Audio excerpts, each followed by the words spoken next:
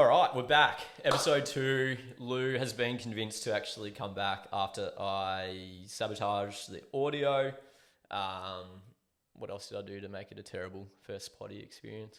Tapping on the table. And I think it doesn't help that it was literally on the side where the audio was taking from as well. So I feel like every time you spoke, it was always tap, tap, or like going in and out. But you know what? This better work this week. So we had Michael's episode yesterday. Uploaded it. The audio, the audio actually worked. So we should be on from here.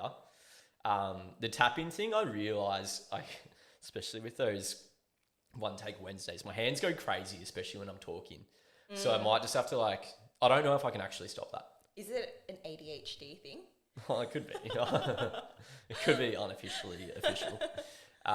But no, what did you think of the first episode when you listened back to it, apart from the audio?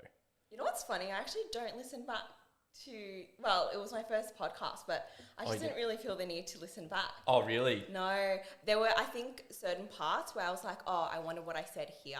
Yep. But otherwise, I was like, no, I don't really need to. Do you listen to it? I did, yeah. Oh, you tell me then. You tell me. So this is what happened. I reckon it was a clunky start. Coles and I were talking about this. Clunky start, but that was probably expected. Few variables in the mix. Mainly my fault, I reckon, because I was a bit unpolished. I thought, maybe your first podcast as well. First 20 minutes, I'm like, oh, that they sound like two people who are doing the podcast for the first time together.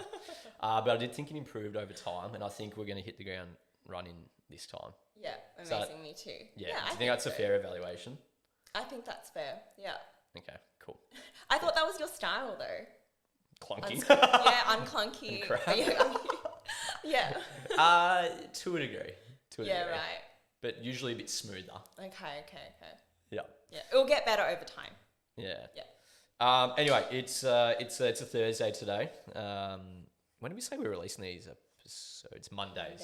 Yeah, I reckon maybe I got a bit excited releasing the Michael episode. That's okay. Today. If it's, I feel like if it's fast to edit, then it's all good to edit it, release it the next day. Well, it wasn't that fast, and I got in trouble because I was editing into dinner time, and someone wasn't happy about that. So I might have to review that for the future. Hey, dinner looked amazing though. You had tacos, right? I got no idea what was going on. It was these hoisin skewers. They were really nice. I found them the other week. But then she added, it was on these tortillas with some sort of Asian salad kit, crispy shallots, corn, Kewpie mayo, something else. And it was really good. Highly recommend. I feel like I am about to enter a bit of a cooking era though. Was that you or was that Beck? No, that was all Beck. What are you saying? Well, have I told you about my salmon poke bowls? No. Is that how you say it? Poke? Yeah, poke bowls. Poke bowls. So, look, I think you know this, but I am not an amazing cook. I don't really venture far outside steak or chicken with potatoes or chips or rice and a salad. That's essentially the complete library that I just mix between. So one week, Beck essentially said, can you get creative? So all morning at the gym, for context, I'm usually at taking sessions every morning, and every client that I sort of worked with that morning, I'm like, have you got any ideas? I've got to create something new. Anyway, by combining everyone's ideas, essentially arrived at this salmon poke bowl. So it was basically marinated the salmon in this sesame soy something or other. There was rice, broccoli, kale. Apparently no one likes kale.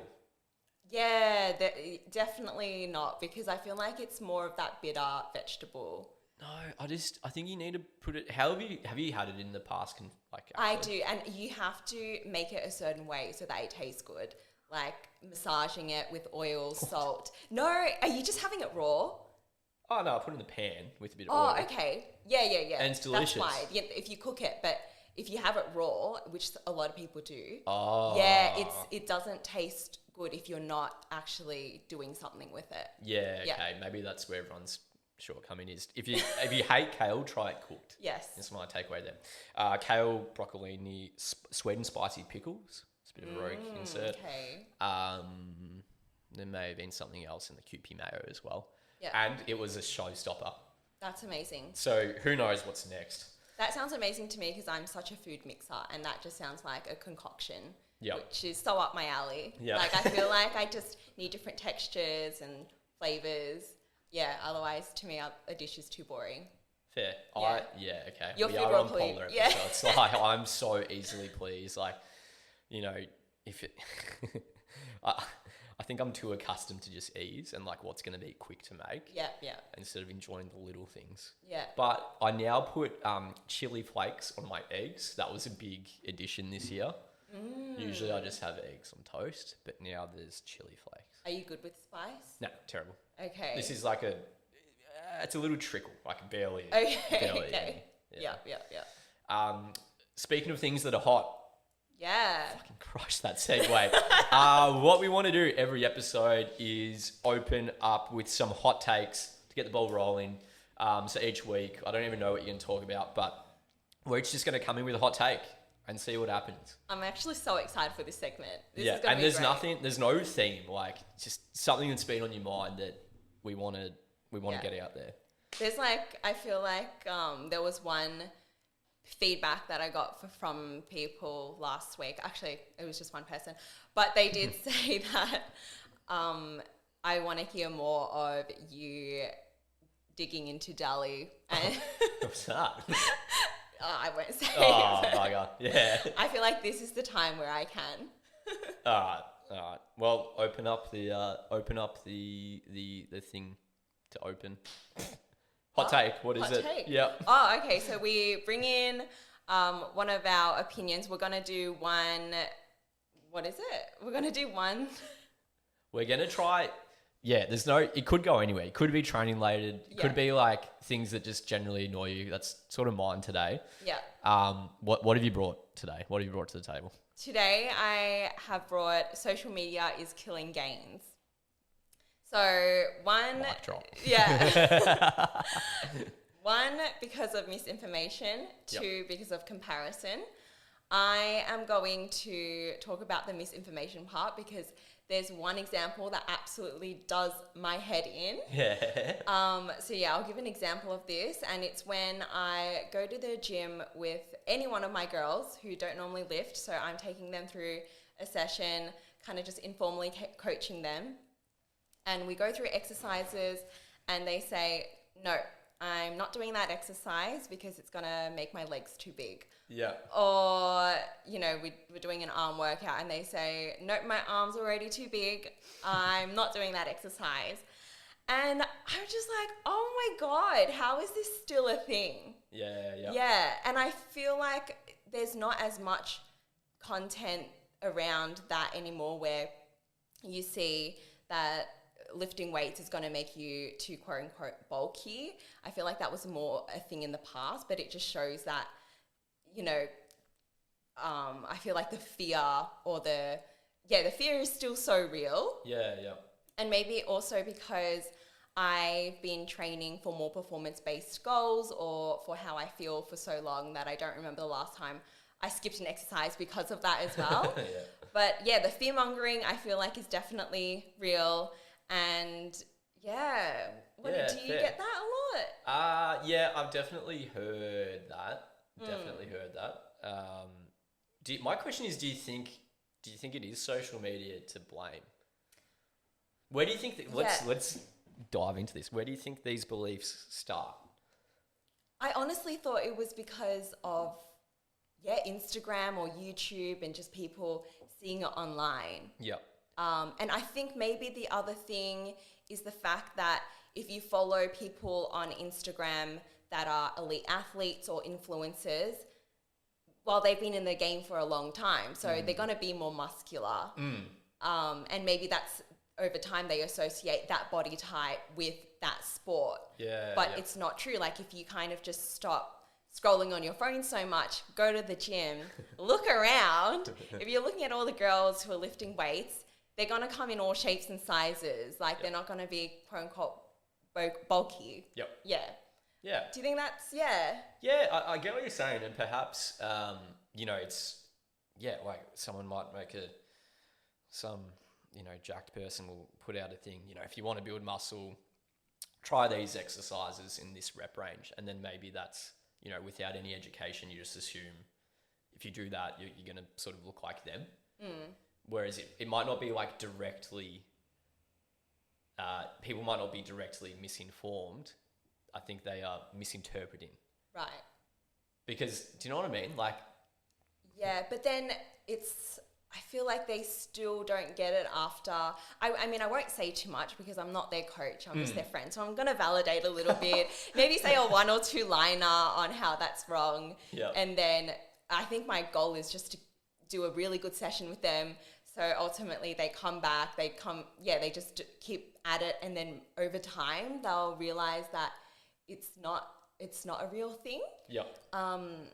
But it's really ingrained. I feel like it feels like it's more of a fixed mindset. Were you ever like that?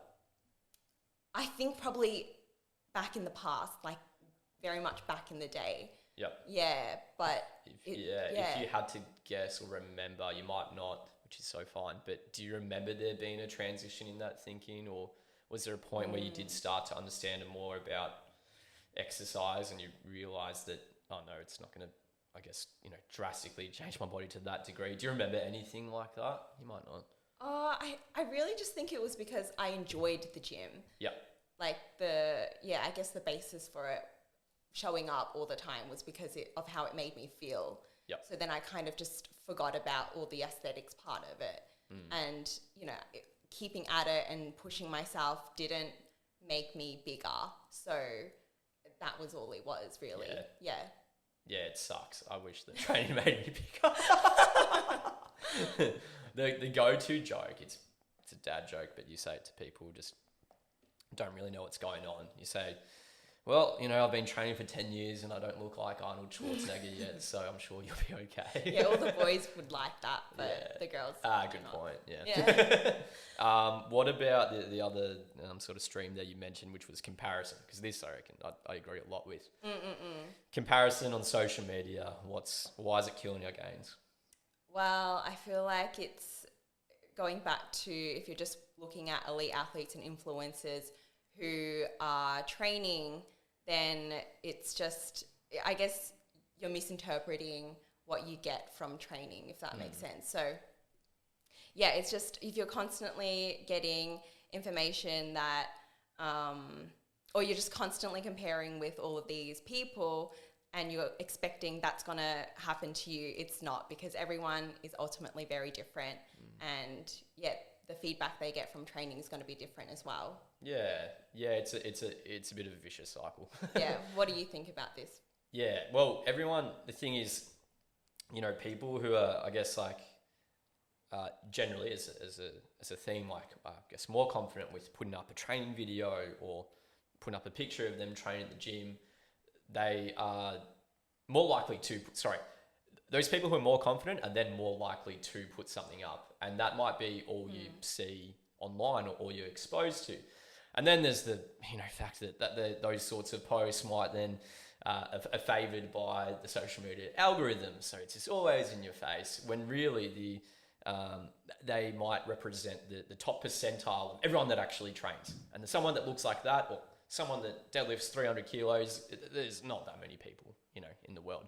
But that's shown to you in your face, and it's really hard to, I guess, ignore that. And unfortunately, if you're always around that, and the thing that sucks, like, if you like powerlifting, or if you like people who train at the gym and all these like sort of, cool people to follow online, if that's all you're following as well, that's all you're exposed to. So one thing I actually, I don't know if I've referenced this before, if I'm to follow something that's sort of like fitness related or powerlifting related, there's a big I think about it a lot before I follow the page because I hate having all that stuff in my feed. And it's not so much anymore about comparison or whatever, but you know, people are always going to be doing amazing things. I'm sure I'll find out about it if it's important. And constantly being exposed to it, I think changes your perception of what's quote unquote good. And even subconsciously, you might not say it out loud. And if what you think if what you think in your head has changed of what is good, then how you perceiving yourself and your own progress and your own achievements. I think it's like it's the saddest thing, you know, when someone refers to, like, someone may have managed a great PB in something, but quite literally sometimes I hear people say, oh, but this person did this.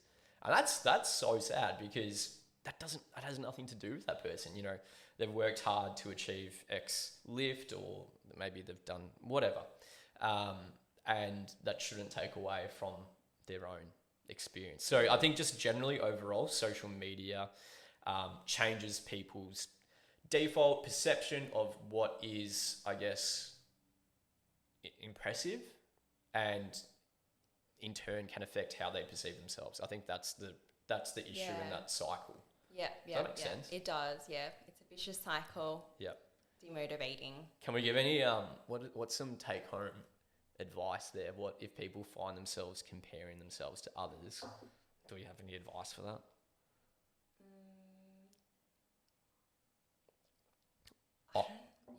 What would your one be? I don't know. I would legitimately go through. I'm not sure if this is. I would.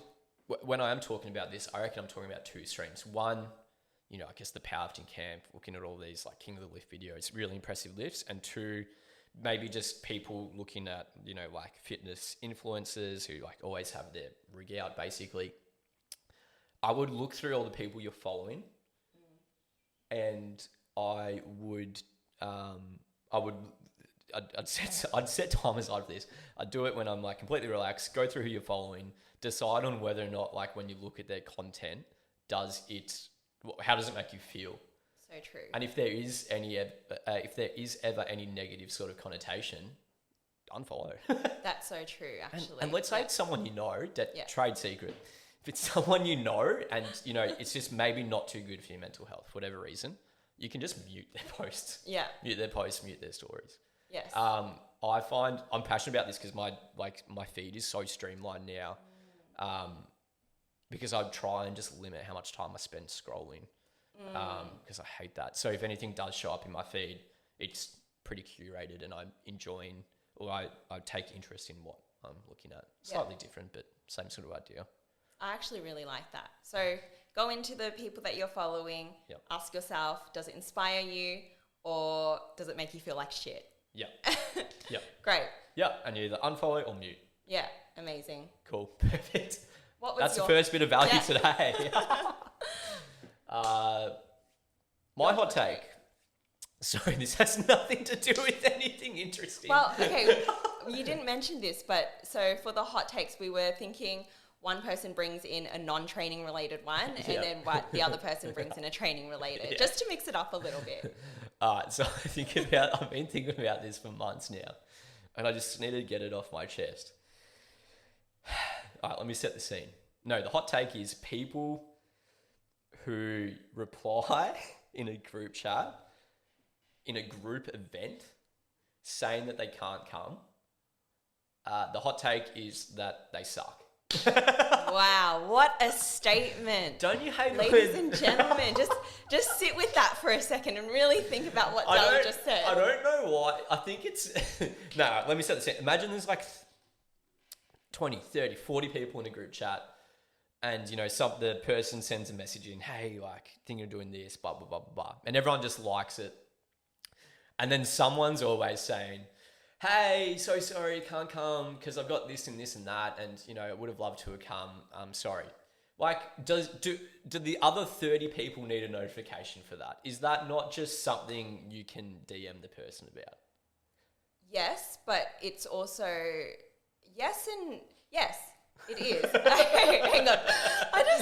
But there's also nothing wrong with that, because to me it just sounds like it's transparent communication.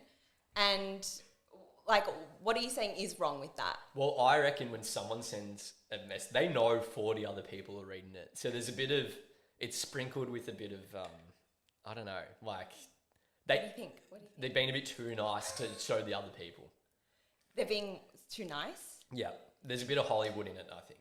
Really? Okay. Bit of attention, you think? Yeah. Attention seeking. Yes. Interesting. Okay. Yeah, I'm sure there's people that don't do it to be attention seeking. Yeah. But I get the ick on it.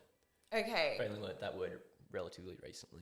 All right. So for context, you did mention there's like 30, 40 people. Yeah. So I feel like the bigger the group chat, then possibly. But if it's like a smaller group chat, 10, 12 people, you know, they're kind of all your mates anyway, and you send it in the group chat. Is that okay? You'd be closer to convincing me if it went that way, I think. Have you done this? I think so. I actually can't remember, but I just don't see anything wrong with it. So I've created events before. People have said in the group chat, I can't make it. I'm like, great, thank you for letting me know. Because if you look on the other end, if they just don't say anything at all. I'll tell you the other thing that's annoying about that. Usually in that first slab of text is all the information for the event. Yeah. If it just gets flooded with all these rubbish messages, then when it comes to crunch time, you're scrolling trying to find the important info. It should just be, it's an announcement. You react to the message, like this message if you're coming. People just need to be more efficient. That's really interesting. I would argue that when people make a group chat, they want some response back and they want to feel like it's being acknowledged and replied to. I genuinely think that's the... All right, you're probably right. Yeah. So, hey, it's my hot take. Okay, it is your hot take. It is hot take. No, but this is the point. You're supposed to tell me if I'm wrong. Cool. There are hot takes. They are our hot takes. What are we actually going to flesh out today? Okay, so we did mention it last week, but today we are talking all about tracking. So why it can be really useful for progress.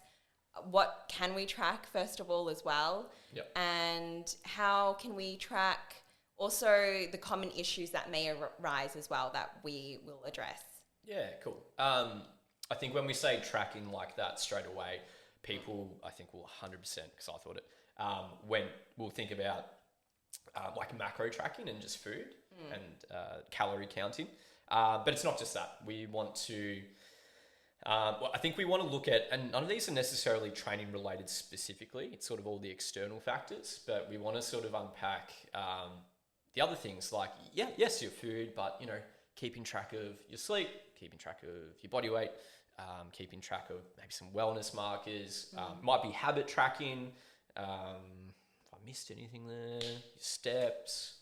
Does that sound about right? Yeah, I think I guess the main ones would be nutrition and sleep, though.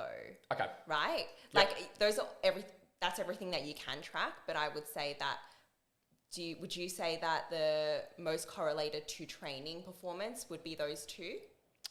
Yes, you're right. You're definitely right.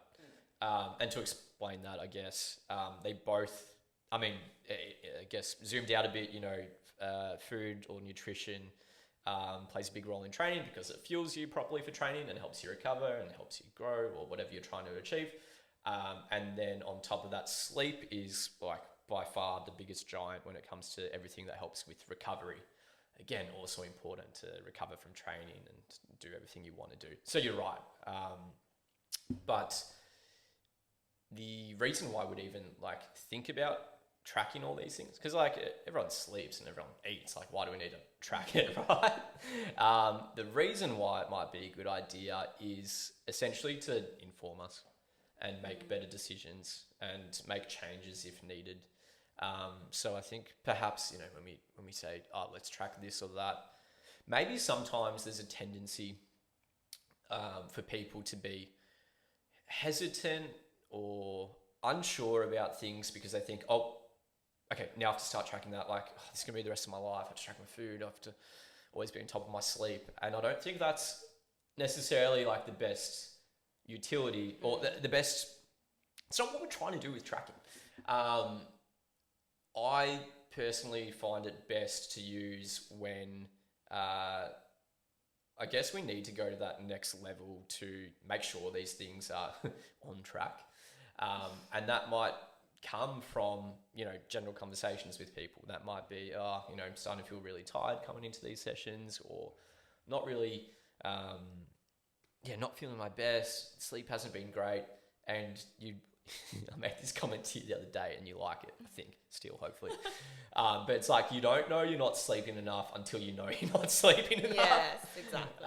So something as simple as, waking up in the morning, just making a note. I slept for 7 hours. And another thing I like to do, especially in that tracking sheet, is also just give a subjective score. What was your sleep quality like? That might be a 10 out of 10, might be a 5 out of 10. And then all of a sudden, if you've gained that data over a week and you notice, the sessions at the back end of the week always suck. But that's funny because I'm actually getting like 1 or 2 hours less sleep towards the back end of the week because, work picks up at the end of the week or whatever. It all starts to make sense. And simply being aware of that is the first step to then be able to make other decisions. Yes. Other decisions might be things like, okay, maybe we can't control that. Maybe no matter what, have to pick up the kids late from karate classes Thursday night, have to start at 5 a.m. Like Thursday night sleep might always suck. Maybe it's not a great idea to put your hardest session on the Friday. Stuff like that. Or maybe quite simply, the person can improve their sleep. There are things they can do, and that usually is the case. And then by simply being aware of it and tracking it, firstly, that definitely improves people's approach. But then all of a sudden, you've got a baseline to try and improve. And I think with most things, I know I've gone on a big tangent, I'm told you this would happen. I think with most things, when you're trying to implement some sort of change, it's important to make that change gradual to some degree. Yeah. So, if someone sleeps 6 hours per night, and you're like, textbook says you got to sleep 8 hours. I haven't slept 8 hours in ages. Honestly, I would go as little as trying to sleep an extra 45 minutes per night. Start there, because, if someone tried to add an hour and a half to their sleep, something else in their life is probably drastically changing. Maybe they do waste time and watch Netflix for an hour and a half at night as they unwind and whatever. But there's probably other things that are important. They're getting uni assignments done, or they are working late, or something like that. It's important to know.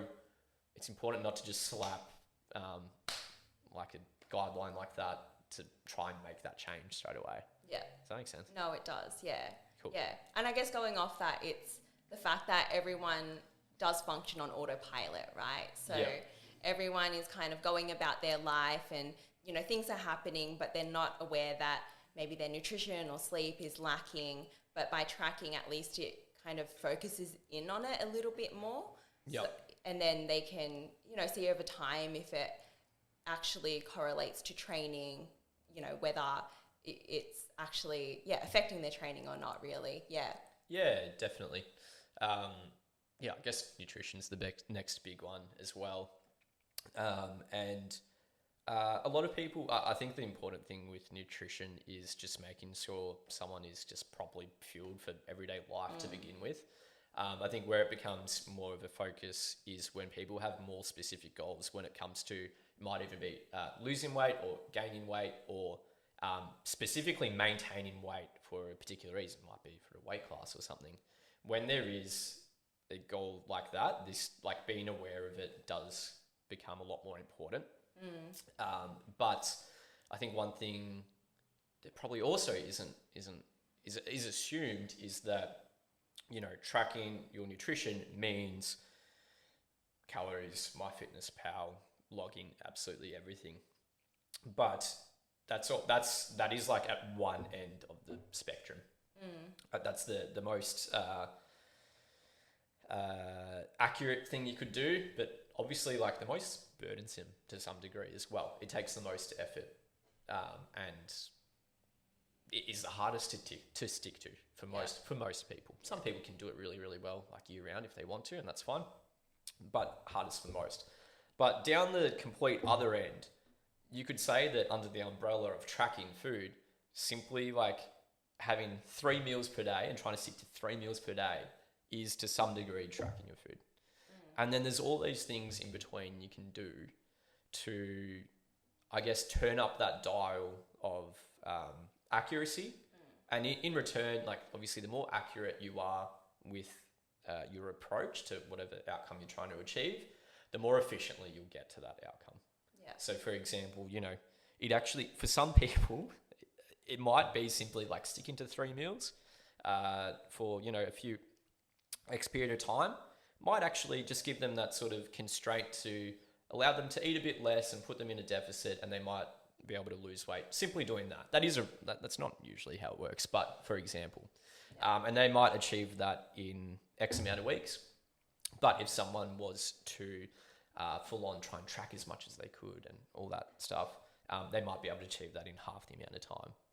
So I guess with the approach, and I think this does apply to all these other variables we're discussing as well, the approach should be decided by, I guess, what the individual is capable of, and then understand there's probably a realistic expectation with that approach. So, for example, I think I think I mentioned in the last episode, I do work with a wide range of people. There's people who, parents, everyday people, their training isn't super high in their priority order in life. And then there's other people who, training's everything. They'll do whatever it takes. And how did I start this? I guess, do you feel like tracking is more important for these like different sorts of people? Yeah. So for the busy parent who, the idea of like tracking absolutely everything is a nightmare. They're sitting at the dinner table with their kids and the partners, and everyone's like eating something different. A fully tracked approach is usually not not the most realistic to expect them to be able to do to the best of their ability. So you might find some sort of compromise in between. It might be, hey, Lou, what we're going to try and do is like standardize, say, 2/3 of your day. Let's try and get breakfast to a similar sort of, caloric value per day. Maybe it's very similar, maybe it slightly changes, but we always know that's going to be, X calories for 1/3 of the day. And in the middle, maybe there's, we decide on maybe a few variations of meals, but we also know it's going to be X amount of calories per day. And then by the time you get to dinner time and it's absolute chaos, no matter what you do, if you're fairly measured with your approach and eat a, quote unquote standard size meal, we don't really have to be that strict with it, because we know we've probably kept ourselves within, say, the bracket we're trying to stay within for the day. And that's just one approach of something like in the middle. And that might not even require any tracking. It might take a bit of figuring out at the start to figure out what some meals are that might be, roughly balanced, well balanced with macros to begin with. But after that, it's just about rinsing and repeating. Yeah. Makes sense? Yeah, it does. So basically, there's no one way fits all approach when it comes to nutrition. But and I think you brought up a good point about how it's going to be a useful tool. So you use it to support you and not overwhelm you. Yeah, right? Yeah. So you did a cut recently. What was why don't you talk people through your slight cut? Yeah, it was a very mini one. It was just a 3-week cut, but I had been going on holidays a lot. I'd been eating out heaps as well. And it just got to a point where I was starting to feel pretty uncomfortable. So I came back and I decided, okay, I'm going to do a cut. The only thing was I thought it was kind of clashing with the time that I wanted to peak, I guess, or get a lot stronger. And there were just other things that I was more worried about, like, am I going to get the big squat or the bench? Because these are all, I guess, PBs as well that I was aiming for. But I said, no, I just more wanted to hone in on how I'm going to feel my best. And for me, that was probably, maybe doing this cut would help with that. And then I would kind of think about it as the weeks went on as well. So by the end of the first week, if I felt like, this has been still pretty good, then I'd continue with the cut. Otherwise, if it was affecting my strength too much or I just felt a bit too stressed with other things going on, then I would stop the cut. And then it was, by the third week, I was like, okay, actually, I'm going to end it here. It was going to be like only for 4 or 5 weeks anyway. Yep. But by the end of the third week, I thought, no, I would rather focus on my training. So, that's what happened. And I think to give a bit more insight, the simple approach there was you were quite literally macro tracking the whole time. Yeah. I think the whole time. That sounds right. Oh, mostly. Do you recommend that people should be pretty strict with their tracking if it's just for a short amount of time? I think the shorter duration, the more accurate you want to be, because it is a shorter duration. But what I was alluding to there was obviously the cut went actually really well within that 3 weeks, but because you were pretty in line with it, versus, like I was sort of saying before, had we gone for a more kicked back approach, that you may not have like lost X amount of weight in that time. It may have taken a longer amount of time. So I think that was actually quite a good result. Yeah, and I think it's based on experience as well, because I have tracked before, so I know how to track. I think that's the other thing. Like, it does depend on whether you're more experienced in it or, it's the start for you. You probably need a bit more guidance when it's the start. Yep. But yeah, I think it's just because I knew my body a bit more. I knew more about nutrition and macros and how that helps to fuel training. So having all of that background experience and knowledge had really helped me with the mini cut. Yeah, that's a really, really good point to bring up. I think starting out if you decide that it is a sensible approach to, try and track your nutrition, there is a bit of a learning curve. But I think the only way you get better at it is just throwing yourself into it and finding out. There are always like common issues that pop up or questions that pop up about and especially with like home cooked meals and how to track those. But once you do sort of get into it, it does become a lot easier. What do you... Yeah, I know that tracking probably isn't something most people want to have to do year round. Yeah. And it definitely isn't something that has to be done year round. But I think it's most important, like I said, like if you want to be able to do something as efficiently as possible, it doesn't have to be full-blown tracking, but the more accurate your approach is, the quicker you'll get there. Yeah. Does that make sense? Makes sense. Mm-hmm. Cool. What else can we track outside of sleep and nutrition? There is one thing that I want to talk about that has helped me a lot this year. And I also just think it's not talked about enough, and I do want to draw more attention to it. So I'm actually going to be talking to my girlies right now, but it's about cycle syncing. So, Dali, do you know what that is? Tell me. So I do want to note that, I'm not an expert in this and I don't know how much evidence there is to actually back this, but I just want to share my experience because I feel like it has really helped me this year. And so what is it? It's when you align your training with your menstrual cycle phases. And so why do we do this? Because in each cycle phase, you're going to have varying levels of energy and symptoms. And so typically what happens is in the later stages of your cycle, you're going to be a lot more fatigued and you're just going to feel like shit, basically. So I guess how do we do this? If we think about the tracking sheet, like Dali has a really extensive tracking sheet, and I look at the wellness trackers and my sleep mostly. Dali, what are in the wellness trackers? Can you remind us? I reckon we've got sleep quality, body weight, food. In the wellness markers, we've got mood, hunger, soreness, energy. Stress, I think. Stress. Yeah. Sorry. So, those I found kind of fluctuated the most with me. Yep. And so I was tracking that when I first started with Dali, maybe tracked that every day pretty much for about 2-3 months. And then I found that, I know that I'm quite heavily affected by my cycle. Yep. So I'll give an example of how I used this to inform my training. Perfect. And so basically, if, I'm in the later stages, I'm feeling really lethargic, mentally drained, and I'm going to the gym, I guess it's more just adjusting my expectations before actually going to the gym. Yep. So I remind myself, if the weights are feeling heavier than usual, it's normal, and it's probably just due to my hormonal fluctuations.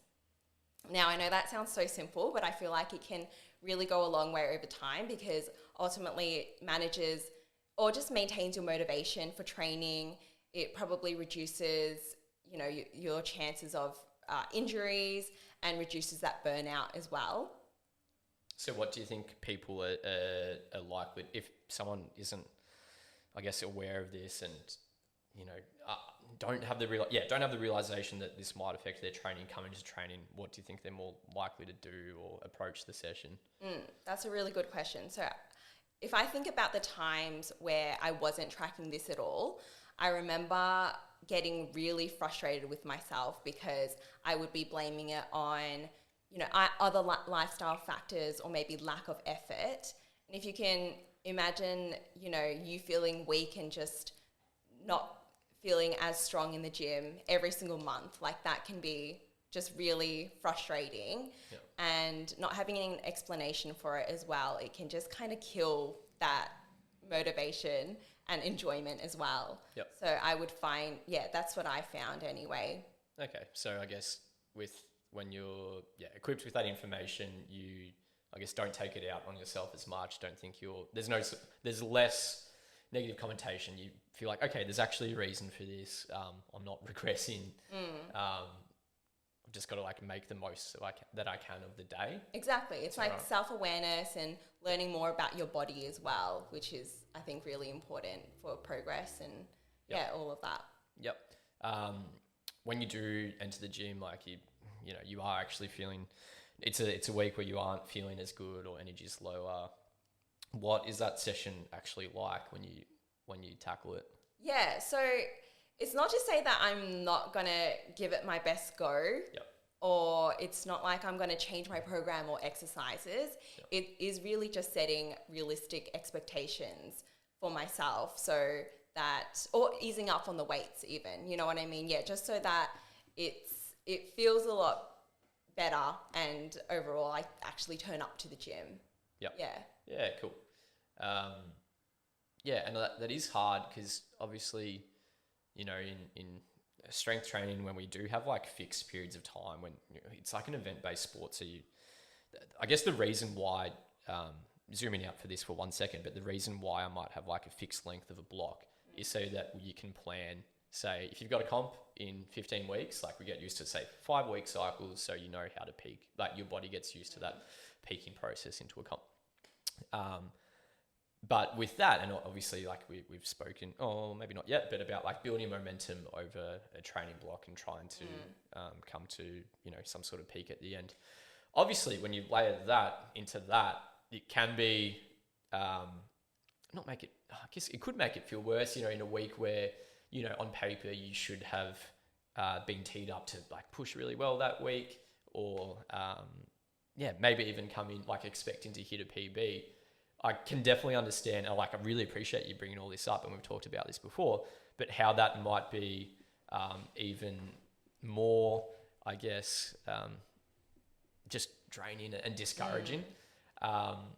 What do you find helps with, say you're coming in, whether it's I don't know, it might be the first push week or something, there might be a suggested load. How do you then, or how do we now approach this, I guess, when you know you're probably not going to feel amazing? Yeah. So Della, you did help me a lot with this in reframing that mindset. Yeah. So I guess I'm throughout the week, I know that it's going to be a heavy week and I'm getting really scared and nervous, but I really want to hit the weight. And I'm, telling Dally this, and then Dally tells me it's not, let's see how your warm-ups go. And it's about, I guess, to see progression, it's not about hitting a PB or increasing the numbers every week. Yeah. It could just be, you know, you managing that expectation, you know, doing a weight that is going to be that expected RPE on the week, and then that's, you know, that's a marker of progression as well. And if you do it better as well, that's okay. Yeah. I think, like, obviously, like, strength sport and like increasing your strength is on paper very like numbers driven. Like if you don't see that number going up on your top set the next week, or the whatever load you're doing for X lift, obviously that doesn't seem like the right thing. Like, it doesn't seem like it's working. But really, like, we're really more concerned about, I guess, the relative intensity. So how hard you're actually working within your capabilities for that day. Yeah. And that's even within weeks where, like, you're not affected by all these symptoms as well. But obviously, especially rings true when you are coming in with those symptoms as well. It's about, okay, how can you make the most of the session? Because if you do pull back enough to be able to manage to still get the session done and still get it done to a good enough quality, next week's going to be so much better. Yeah. And I think that's really important to know as well. You count your small wins, right? Yeah. I think people sometimes like, oh, if I don't hit X lift, coach will think I'm like, I'm not trying hard enough, or like you said before, it's internal. Like you feel like you're not doing your best. But you've got to be, I think one skill I've personally developed really well over time is just being really, as much as you can, objective within the session. Being like, okay, it's like when I, okay, I'm not relating this to, period symptoms or anything like that. But when I'm feeling really irregular, maybe I'm training at 5 a.m. for whatever reason, I'm like half asleep, I'm clearly just nowhere near as strong as I know I can be. I'm like, okay, well, that's what I've got to use. That's what I've got to work with today. I can only do so much. I'm going to adjust to what I can do. Yeah. And I think that objectivity will help a lot, but anyone really, to make better decisions. Like, it is what it is. Yes. Yeah. Unless you could be more up and about and bring more, but like, you only can do what you can do on the day. Yeah, for sure. Fair advice? Yeah, I think really good. Cool. But yeah, we've talked a lot about why tracking is really useful. I was thinking, let's bring up some common issues that people do have, because I guess tracking sometimes isn't for everyone, or it can be really hard. Yep. And I feel like something that came up for me is if someone asks you, or you ask, you tell your client, maybe it's good to track your sleep or nutrition this week, and they tell you, well, I just don't have enough time, or I can't be bothered. What would you say to them? Yeah, good question. That, like, it, and maybe I have failed. Maybe in the past I've failed to explain this, but I think if you can explain why something might be important, all of a sudden there's just better buy-in with the process of doing it. So you're right, like with sleep's a hard one, because I feel like I had this light bulb moment like 2 years ago. I was not sleeping much. I sleep like between 5 and 6 hours a night, and I know some people listening to this probably sleep that anyway. But I was just always tired, and I never realized until December, that my Christmas holidays that year, like, I slept in for when I say slept in, probably like slept 6.5 to 7 hours for like 2 weeks. Yeah. And I felt amazing. And I'm like, what the hell? Like, I've got to live my whole life like this. And ever since that, I didn't look back. So can I start this? What if someone doesn't think it's important? So things like sleep, like, you need to sort of expose someone to the importance of it and like what it could possibly lead to, and basically just in umbrella term, but just educate what actually is the benefit. What are they going to get out of it? Is it feeling like they're not, dipping at 3 in the arvo? Is it, not feeling sore for 2 days after the big squat they do, coming into sessions feeling more refreshed? It's just, I think it's my job to be able to educate why someone might do and then this. I guess relating it to their goals, because that's what's going to motivate them, right? Correct. Really good point. And like, sleep might seem really disconnected from a squat PB, but there is a connection. Yes. And it's not so much, it's a hard one because it's like, oh, you slept an extra half hour today, there's a reward the next day. Like, not really. It is a process over time, and I think you can only, I guess, really use anecdote and really just try to convince someone to experience it themselves so that they know the difference. I do think a lot of people obviously understand that the more sleep you get, the better. But how bad is that feeling of just like rolling out of the bed in the morning and you just don't want to get up? Yeah. Like, that's my fear. That is my It doesn't absolute happen fear. anymore. Nah. Oh, wow. Yeah, I've conquered it. That's crazy. See, Thing you is- don't know if you're what is it? You don't know if you're sleeping enough until you're not sleeping enough or Yeah. something. You don't Yeah. know. You don't know you're not sleeping enough until you know you're not sleeping Yeah, enough. that's it. Yeah. So yeah, just general answer to that is the person needs to understand why it's important for them. And if it's not, then maybe it isn't worth tracking. Right. Okay. So for example, like a few of these things we've mentioned, some other things we didn't mention as much, but we talked about, you can track wellness markers like you were actually describing before, like what's your mood like, what's your stress like, etc. We can track our steps, we can track our whatever else it may be. All of these things, they're not all appropriate for everyone all the time. I think they all have their own utility, and I don't think it's worth someone necessarily tracking something that there isn't that good enough reason for. So yeah, even more so, like you'd almost want to track as little as possible that actually helps. Does that make sense? Yeah.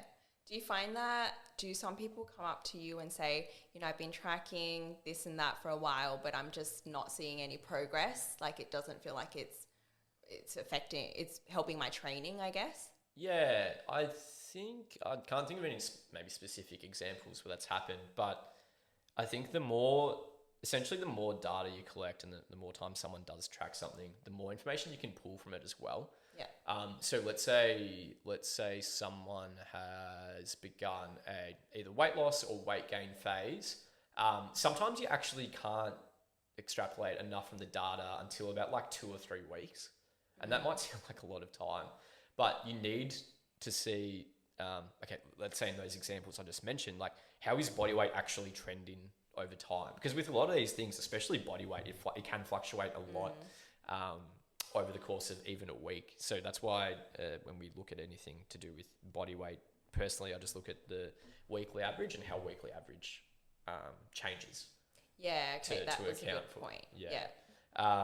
But yeah, you might not see that for a couple of weeks or 3 weeks. But if you then have like 3 weeks of data and hey, maybe there is no weight gain or no weight loss, but at least you then have like real rock solid data to go off and inform change moving forward. For sure. Yeah. Do you reckon I answered that all right? Yeah, that was really good. It's cool. Just, I guess what you're saying is it's not about the day-to-day changes. Yeah. It's really about long-term gains, right? Yeah, definitely. And the fluctuations, like you said, are very normal because you might be in a different life stage or whatever and you're focusing on other things. But having that data will definitely help inform yourself over the long term. Correct. Yeah. Correct. Yeah. What else was there? Oh yes, I do want to bring my OT brain into this a little bit. What's OT again? Occupational shit. therapy. What? I thought. Oh my gosh. Dallin and I talked about this before. He was like, what's your occupation? I said, I'm an occupational therapist. Although I will say, I feel like not a lot of people do know what it is. OT. No. Sorry, when you said OT, Yeah. For some reason, I thought you were saying like over the top. Yeah, people think it's that. Some people think it's overtime. Oh yeah, OT. Yeah. Yeah. But yeah, I've done a bit of work in this, and I work with people like this. But I guess I want to come back to the fact that I don't think tracking is for everyone, and I guess there are certain people, for example, who lean towards more perfectionist mindsets, have OCD tendencies, or just have this constant need for control, because I guess the numbers can cause a more negative effect and do more harm than good, I guess. Yeah. And I guess there are things that I want to bring up, like thoughts and considerations that these people, or just people who do want to try tracking out but are hesitant but are still wanting to explore it. And I guess that's one, shifting your mindset to feeling. So if you are very data driven and you're just looking at the numbers, then can you think about how have you felt since you first started tracking? Like, has your energy levels increased? Yeah, having a look at all of those other markers of progress, because there are so many other things that you can do. What else can you think of? Like progress pictures even, I feel like, a marker of progress. And even like performance in training. Exactly. Yes, performance in training too. Yeah. And then the second thing I was thinking about is whether you have a coach, because I think having a coach is always great, but even more so for these people, just because it can give you an outside perspective. If you're really honed in on just the data, a coach can really give you an objective reasoning and align you with your goals again. And even if you feel you are getting into that negative headspace, maybe they can see it and be the one to help pull you back from that, or just say maybe tracking isn't for you. Another thing I thought of is having an end goal, right? Because if you're strictly tracking, that's never going to be sustainable. And so aligning it with your goals and knowing that life is going to change after. You're not forever going to be tracking. It's just for the certain amount of time. So it's just, I guess, getting yourself ready to make that change in the future.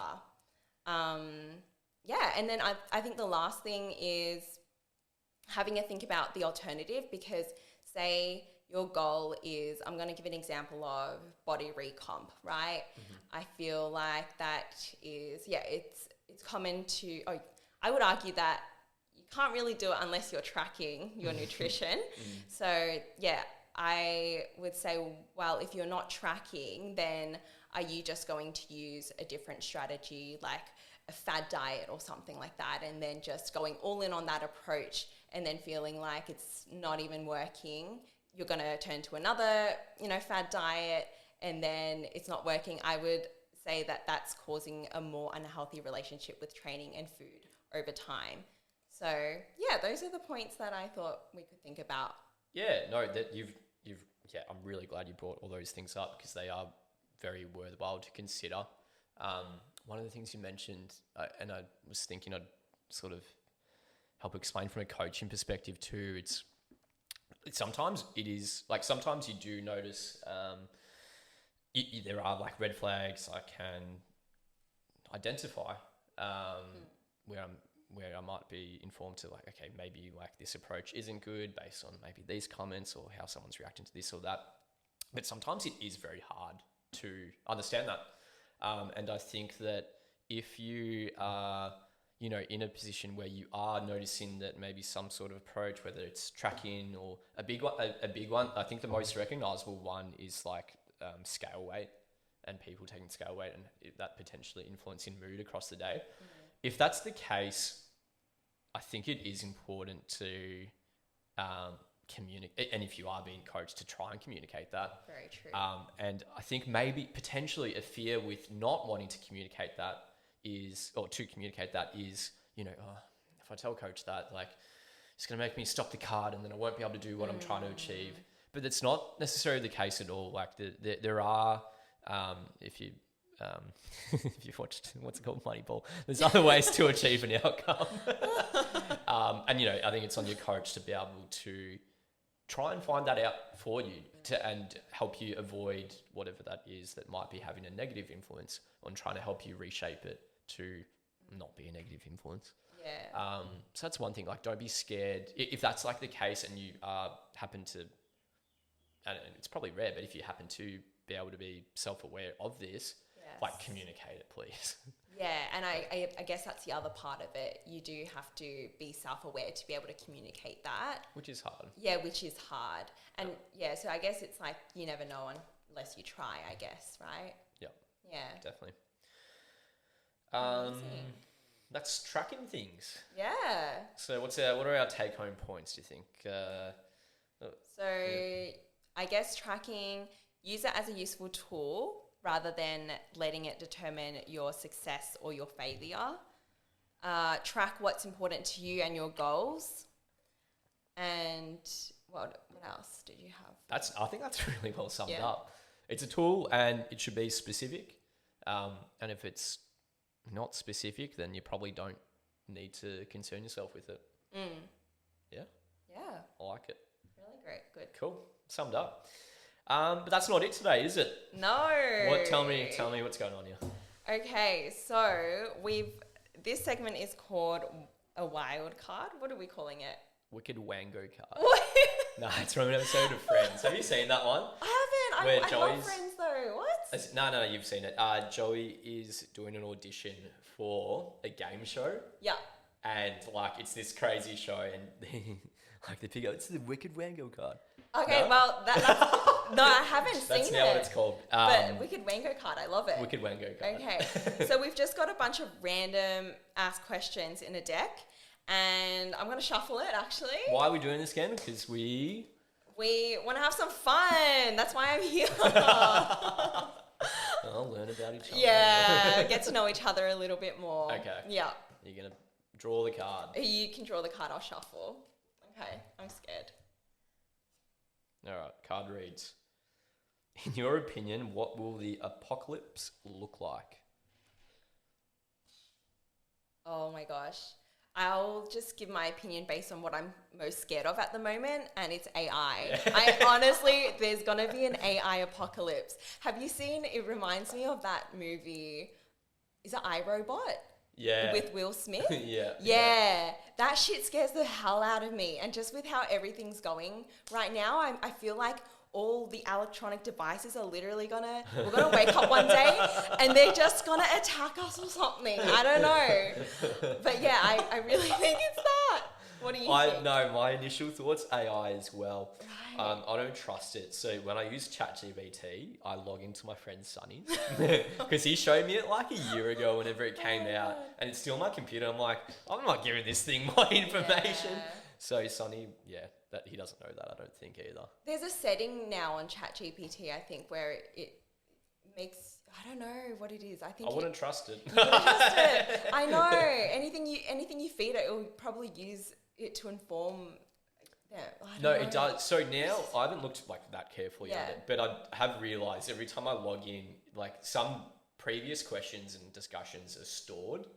So when you ask something, it might not even be relevant to that. Might not have mentioned something directly, but because what it knows about you, it's a bit more curated. Yeah, right. It's wild. Oh, it's so scary. It's very scary. It's very scary.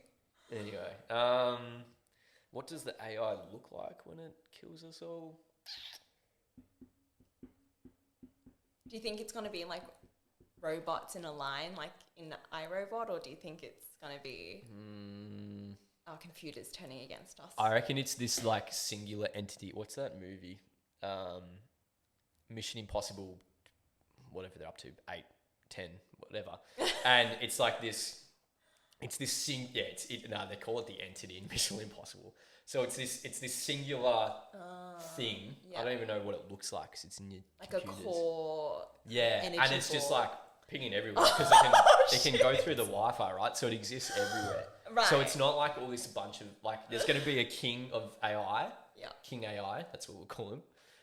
And just everything will stop working. But like he'll know like. But do you think that what's the AI's goal? Is it to survive? Like to True. the. Yeah, exactly. I don't know, but I feel like they would just want to kill humanity because they AI see is all superior. exactly. They'll see all the flaws within us. Yeah. Yeah, shit. Do you think it will happen anytime soon? I don't know. Like, surely Mark Zuckerberg thinks about these things, right? Yeah. I'm sure Because we've he'll got be other responsible people of handling. it. Yeah. There are other people handling it, I'm sure. Apparently, Meta AI. If I ever bring up something completely random, it's because I've watched a 5-minute random YouTube video on something, and this is one of those things. And I've also got another one about your drink bottle. But Mark Zuckerberg, it was like this 5-minute interview, and I've never watched anything about Mark Zuckerberg. Don't know why it came up.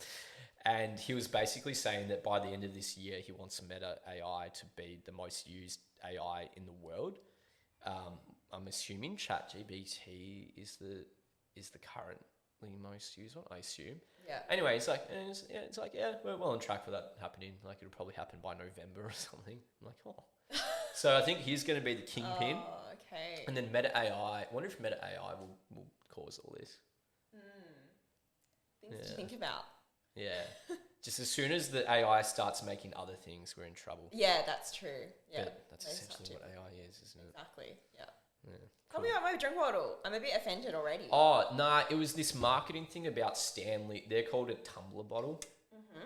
And I believe Stanley was the brand Stanley, which makes like those camping flasks and stuff. Yeah. Were the first to create them, I think. They may not have been the first, but they were the first ones to go big because they nailed like TikTok and went viral. And this like ridiculous looking thing you're holding over there. Ridiculous looking thing. Is now fashionable. Look at it. It's like, okay. there's no lid on it. Okay, we talk about the functionality though. And I think it looks pretty sleek, but let's talk about the functionality part of it. Yeah, all right. So it's got a handle. Straw is the main thing. Everyone just like drinks so much more when there's a straw. Okay. And then it's slimmer on the bottom so that it actually fits in cup holders and your car. So, and it's massive as well. Size is good, yep. Yeah, the size is really good. Yep. So I don't see any I've got problems. one big problem with it. You tell me. Massive problem. Okay. Turn it upside down. No. That is a useless drink bottle. You have to think about how you're holding it. You can't even like walk with it normally by your side. You have to walk around holding it up like this. Yeah, under your armpit or something. Why are you throwing bottles around? I should have left that for my hot take. No, but you want to be like walking like this. I like it. I like it. Cool. All right. Episode done. Yeah. Episode 2 in the books. Hopefully the audio actually worked this time. Less awkward moment. Nah, no awkward moments this time. I reckon we've nailed it. I reckon we did really well. High five.